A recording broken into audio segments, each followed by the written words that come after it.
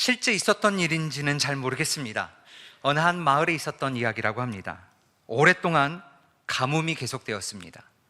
사람들은 농소로를 대고 여러 노력을 했는데 그 결과가 그렇게 신통치 않았습니다.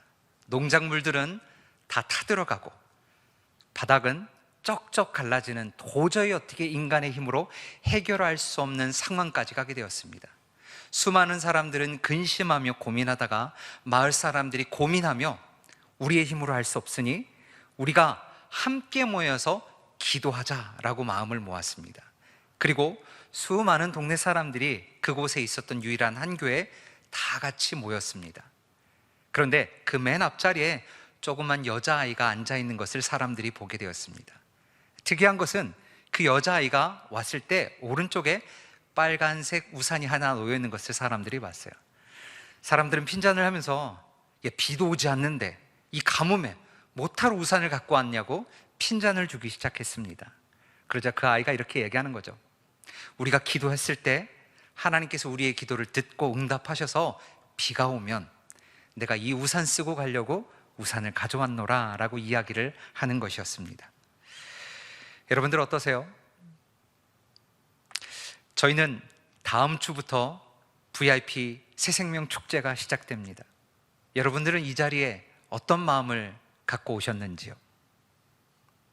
교회에서 VIP 리스트 쓰라고 하니까 이것도 한두 번이어야지 3년, 5년, 10년째 똑같은 이름을 쓰면서 기도의 자리에 나와 있지만 우리의 마음이 벌써 이 사람은 글러먹어서 안 와 라고 하면서 우리의 마음이 벌써 닫힌 채 하나님이 역사하실 통로들을 가로막고 있지는 않으신지요? 오늘 말씀을 통해서 어린 소녀처럼 우리가 기도할 때 하나님께서 우리의 기도를 통해서 그 영혼의 마음 문이 열리고 그들이 예수님을 영접할 수 있는 기회가 될 수 있도록 하나님께 간구하며 나아가는 귀한 시간이길 주님의 이름으로 간절히 소망하며 축원합니다. 오늘 본문 전체를 보면요, 이스라엘에 아주 큰 문제가 있었습니다. 그것은 무엇이냐면 무려 3년 6개월 동안이나 그곳에 비가 오지 않았다라고 이야기를 합니다. 성경에 구체적으로 나열하고 있지는 않지만 첫 해에는 근처에 있는 요단강에서 물을 끌어서 농작물에 물을 주기 시작했을 거예요. 근데 점차 시간이 지나면서 그 모든 물이 말라붙었을 것입니다. 모든 농작물들이 타들어가고 바닥은 갈라져서 도저히 어찌할 수 없는 상황, 이제 이렇게 죽을 수밖에 없는 절체절명의 시대 가운데 오늘 하나님께서 하늘을 열어 비를 내려주시겠다고 말씀하시는 것입니다. 그런데 이 역사는 오늘 본문에 보면 엘리야의 기도를 통해서 일어난다라고 이야기합니다. 하나님은 3년 6개월 동안 수많은 사람들이 기도했을 텐데 수많은 사람들의 기도가 아닌 엘리야 단 한 사람의 기도를 통해서 하늘 문을 열어 비를 내려주시겠다라고 하는 것이죠. 그렇다면 엘리야는 어떻게 기도했기에 하늘의 문이 열리고 3년 6개월 만에 비가 오게 할 수 있었을까요? 그는 태어나면서 기도에 신통한 능력을 가지고 태어났기 때문에 그가 기도할 때 하늘의 문이 열렸던 것일까요? 성경은 결코 아니라고 이야기합니다. 야고보서 5장 17절, 18절은 이렇게 얘기합니다. 엘리야는 우리와 성정이 같은 사람이로되 그가 비가 오지 않기를 간절히 기도한즉 3년 6개월 동안 땅에 비가 오지 아니하고 다시 기도하니 하늘이 비를 주고 땅이 열매를 맺었느니라. 성경은 딱 한마디로 엘리야는 우리와 성정이 같은 사람이다, 우리와 동일한 사람이다 라고 이야기합니다. 그럼 궁금해지잖아요. 엘리야도 역시 우리와 같은 육신의 몸을 입고 연약한 존재였는데 그가 기도할 때 이런 역사가 일어났다면 기도에 특별한 비결이 있지 않을까? 오늘 그 비결을 크게 4가지로 말씀을 나누고 우리도 그 비결대로 함께 기도하며 하나님의 능력을, 기도의 응답을 받는 모든 귀한 영안교회 성도님들 되시기를 주님의 이름으로 간절히 소망하고 축원합니다. 어떻게 기도해야 되는가? 첫 번째, 약속의 말씀을 붙잡고 기도해야 합니다 라고 성경은 이야기합니다. 우리가 기도할 때 가장 먼저 유념해야 될 것은 하나님의 약속의 말씀을 붙잡고 기도하는 것이라는 것이죠. 오늘 본문 첫 절 41절은 이렇게 얘기합니다. 엘리야가 아합에게 이르되 올라가서 먹고 마시소서, 큰 비 소리가 있나이다. 여러분, 3년 6개월 동안 비가 오지 않았습니다. 그런데 어느 날 갑자기 엘리야가 아합 왕에게 말하기를 이제 곧 큰 비 소리가 있을 것이니 먹고 마시고 쉬소서라고 이야기하는 것이죠. 이렇게 선포한 다음에 엘리야는 기도하기 시작합니다. 어찌 보면 대책 없는 것 같습니다. 3년 6개월 동안 비가 오지 않았는데 어느 날 갑자기 비가 온다라니요. 그런데 그가 그렇게 선포할 수 있었던 이유가 있습니다. 왜냐하면 그것은 하나님의 약속이었기 때문입니다. 18장 1절을 보면 이렇게 얘기합니다. 많은 날이 지나고 제3년에 여호와의 말씀이 엘리야에게 임하여 이르시되 너는 가서 아합에게 보이라. 내가 비를 지면에 내리리라. 엘리야가 대책 없었던 것이 아닙니다. 엘리야는 하나님의 약속의 말씀을 받았습니다. 이제 일어나서 아합 왕에게 가서 비가 곧 내릴 것이라고 선포해라라고 이야기를 했습니다. 엘리야는 대책이 없었던 것이 아니라 하나님의 약속의 말씀을 붙들고 나가서 아합 왕에게 담대하게 이 말씀을 선포하였습니다. 여러분, 제가 아들 둘이 있는데요, 아들 둘에게 꼼짝 못하고 그들의 부탁을 들어줄 경우가 있습니다. 뭐 같으세요? 아들이 얘기해요. 아빠 약속했잖아요. 이 한마디면 다 끝납니다. 가만 생각해 보면 제가 아이에게 두 손을 놓고 약속을 했던 거예요. 그리고 아이들이 아빠 약속했잖아요 라고 하면 이 한마디면 제가 아무리 힘들어도 그 약속을 지키려고 합니다. 하물며 우리 인간도 그렇게 하려고 하는데 결코 그에게 계획을 변치하시는 하나님이 약속하셨다면 그분은 그 일을 반드시 이루어 가실 것이라고 성경은 이야기합니다. 그렇다면 우리가 이 약속만 있으면 기도 응답 받을 수 있잖아요. 이 약속 어디서 받을 수 있죠? 네, 맞습니다. 성경입니다. 하나님의 기록된 말씀을 통해서만 하나님의 약속을 받을 수 있다고 말씀하고 있습니다. 그렇게 우리는 날이 가면 갈수록 기도의 응답을 받기 위해서 다른 기도원, 특별한 능력을 쫓아가는 것이 아니라 하나님의 말씀을 더욱더 가까이 해야 된다라고 성경은 이야기합니다. 우리가 하나님의 말씀을 가까이 하면 할수록 우리는 하나님의 뜻을 보다 깊게 알 수 있고 하나님의 뜻을 알 수 있게 된다면 우리는 그분의 뜻을 쫓아 기도할 수 있고 응답을 받을 수 있다라고 성경은 이야기하고 있습니다. 그렇기 때문에 기도의 사람은 말씀의 사람이어야 합니다. 기도원 가서 기도하면서 말씀 안 보는 것이 아니라, 또는 말씀만 보면 기도 안 하는 것이 아니라, 말씀의 사람은 기도해야 되고 기도의 사람은 말씀과 함께 해야 된다고 성경은 이야기하고 있는 것입니다. 성경의 곳곳에 그런 이야기들이 참 많이 있습니다. 이스라엘 백성이 시내산에서 금송아지를 만들어 우상을 숭배함으로 하나님의 진노를 받습니다. 내가 이들을 다 진멸하겠다고 이야기할 때 모세가 목숨을 걸고 그 앞에 나와서 말합니다. 그러면서 하나님의 약속을 꺼내요. 그 약속은 어디이죠? 하나님이 처음 아브라함에게 하셨던 그 말씀, 이 민족을 통해서 세상 복음화를 이루시겠다는 그 하나님의 말씀, 이들이 죽으면 그 약속이 무너지기 때문에 하나님이 이 약속 때문에 이들을 긍휼히 여겨달라고 나옵니다. 모세뿐일까요?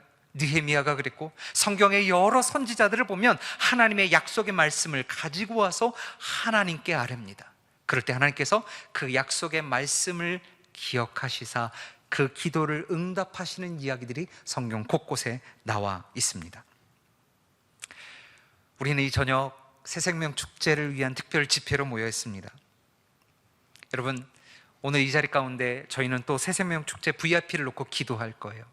어떻게 기도하시겠어요? 하나님, 교회 나오게 해주세요. 예수 믿게 해주세요. 네, 물론 좋은 기도입니다.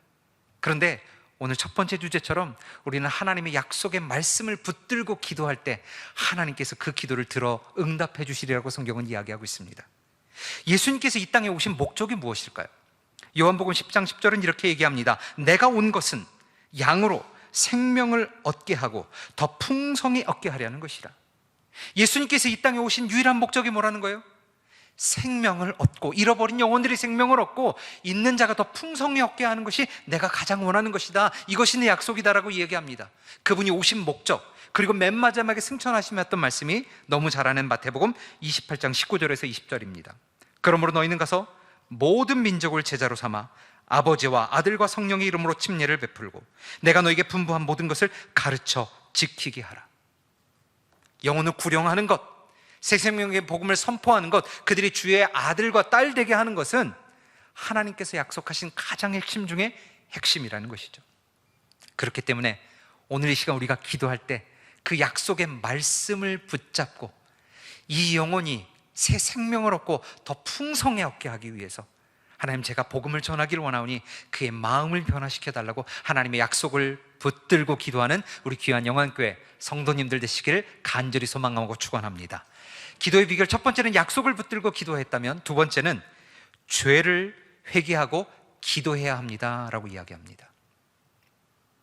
아까 말씀드린 것처럼 18장 1절에 보면 하나님께서 엘리야를 불러서 내가 곧 비를 내리겠다라고 이야기를 하세요.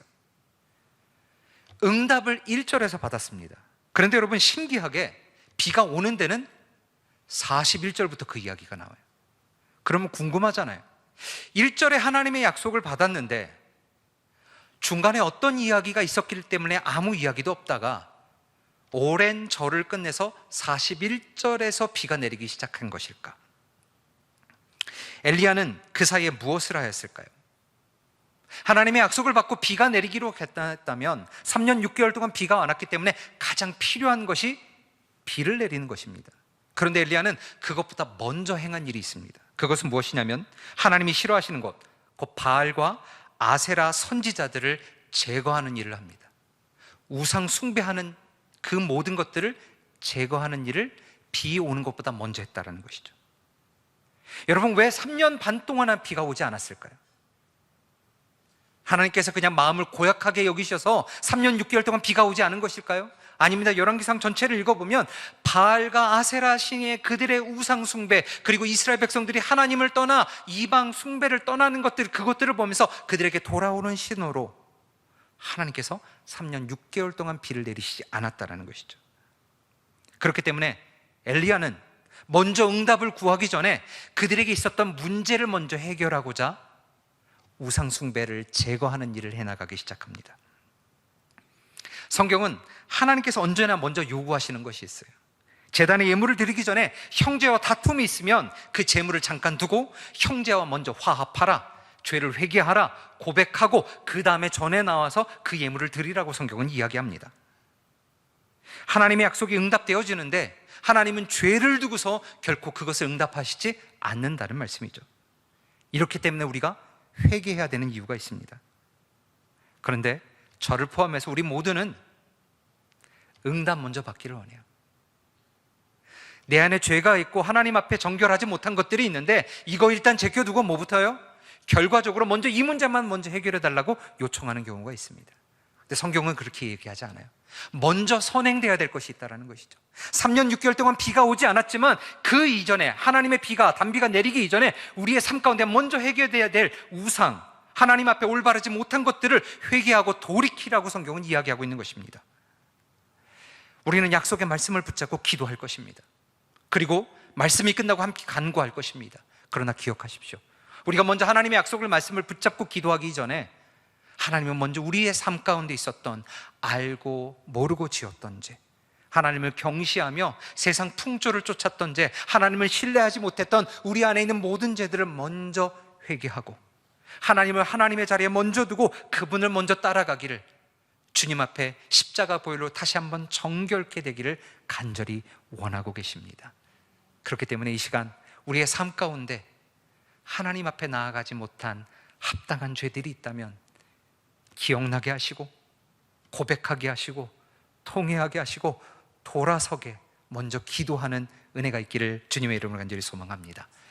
우리는 하나님의 약속의 말씀을 붙잡고 기도해요. 근데 기도하기 이전에 먼저 죄를 회개하고 기도해야 된다라고 얘기했습니다. 그렇다면 우리는 어떻게 기도해야 될까요? 죄를 회개하고 하나님의 약속의 말씀을 붙잡고 어떻게 기도해야 될까요? 성경은 세 번째 이렇게 얘기합니다.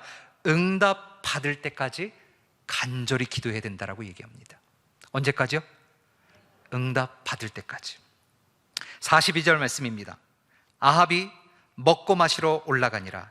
엘리야가 갈멜산 꼭대기로 올라가서 땅에 꿇어 엎드려 그의 얼굴을 무릎 사이에 넣고,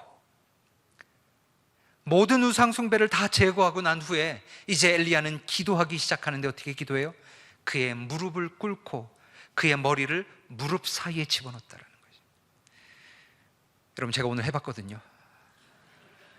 너무 힘들어요. 궁금하면 여러분들 한번 가서 해보세요.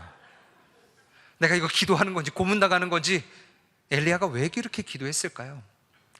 하나님 앞에 납작 엎드리는 것입니다.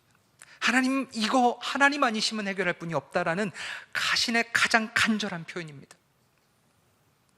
마치 예수님이 땀이 피가 되도록 기도했던 것처럼 엘리야도 이렇게 간절히 하나님의 약속을 받았지만 하나님이 기도 응답해 주실 때까지 간절히 기도했다는 것이죠.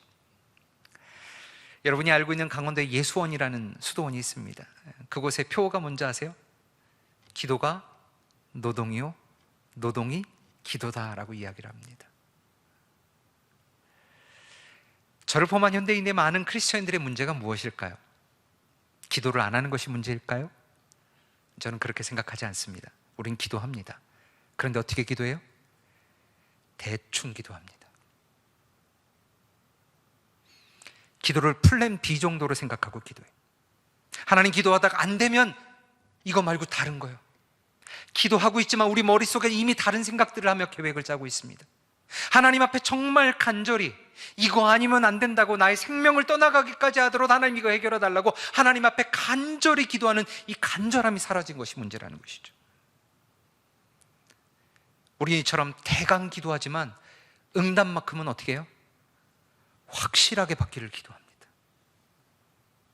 얼마나 문제가 많아요. 그런데 엘리야는 그렇게 하지 않았다는 것이죠. 그는 자기가 할 수 있는 최대한을 펼쳐서 하나님 앞에 간절히 기도합니다. 또한 43절입니다. 그의 사환에게 이르되 올라가 바다 쪽을 바라보라. 그가 올라가 바라보고 말하되 아무것도 없나이다. 이르되 7번까지 다시 가라. 엘리야가 무릎을 꿇고 얼굴을 대고 하나님 앞에 간절히 기도한 다음에 한 번 보고 와. 그리고 또 기도하고 또 보고 와. 이걸 몇 번 했다고요? 7번 했다고요.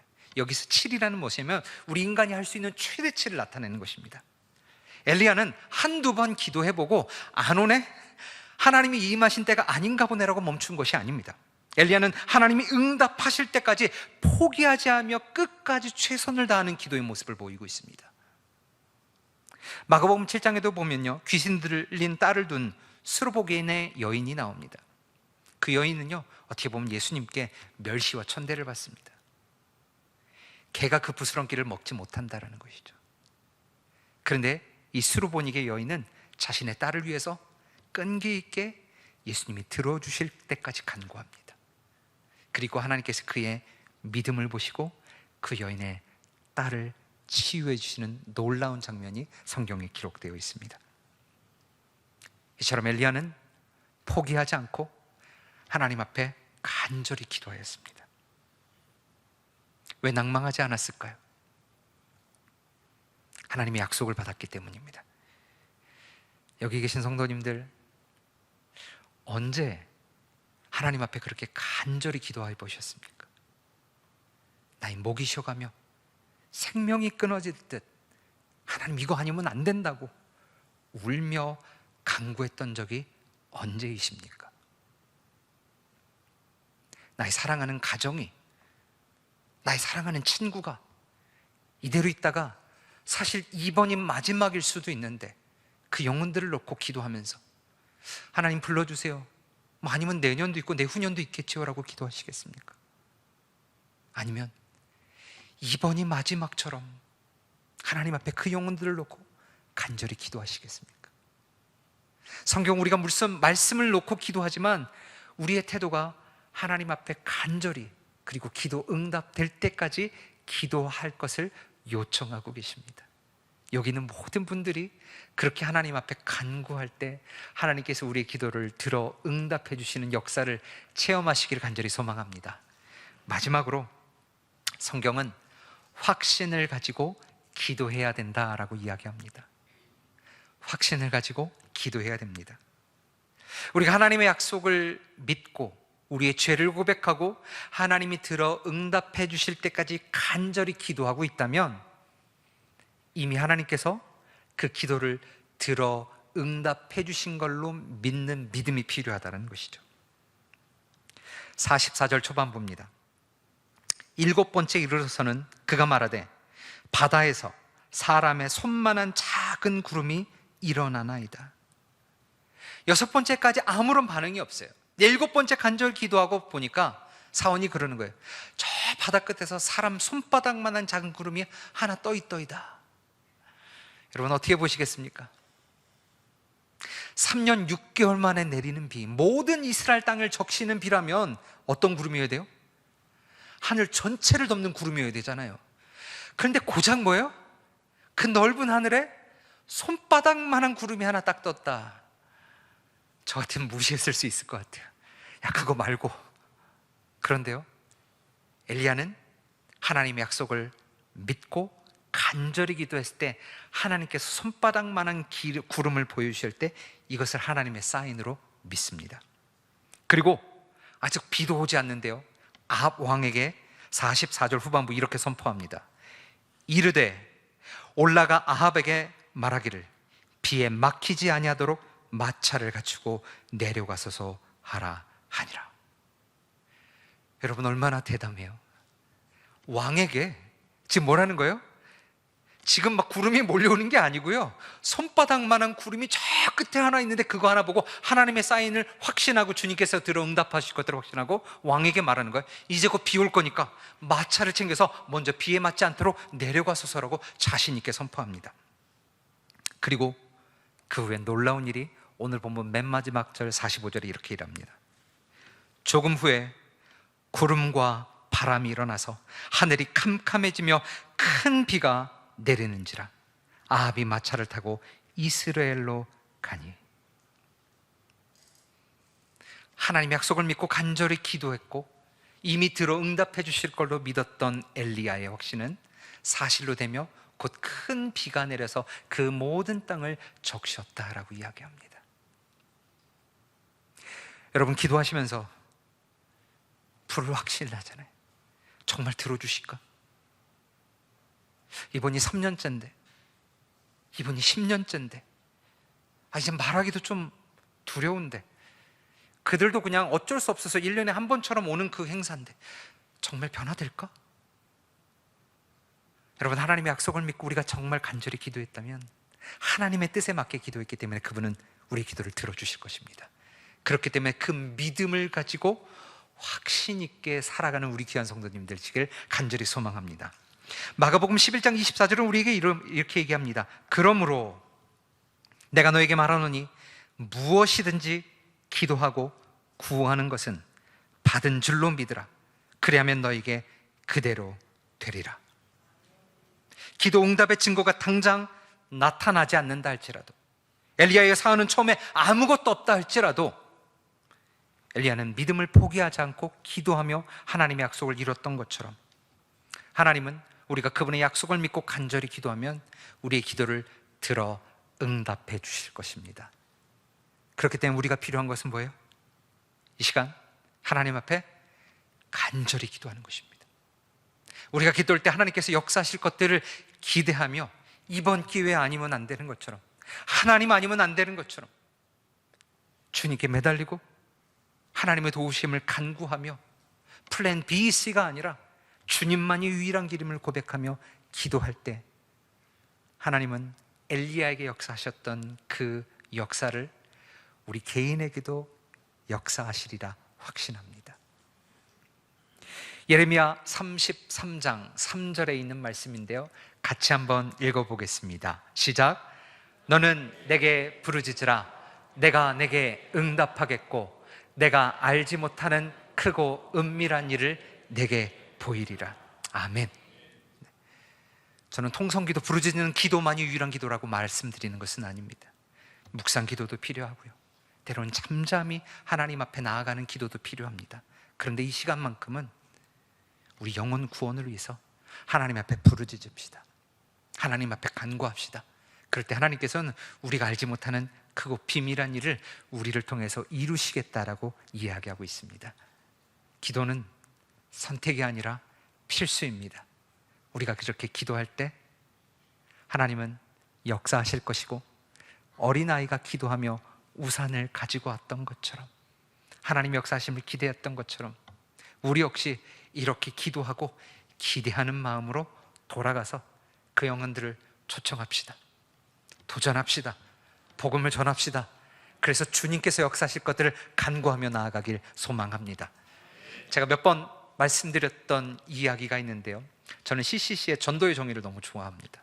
CCC 전도의 정의는 이렇습니다. 성령의 능력 안에서 오직 그리스도만을 전하고 그 결과는 하나님께 맡기는 것. 우리가 해야 될 것은 무엇이에요? 성령의 능력으로 그리스도만을 전하고 그 결과를 하나님께 맡길 때, 그렇게 기도할 때 하나님은 들어 응답하시리라는 소망을 갖고 기도하며 나아가길 주님의 이름으로 축원합니다.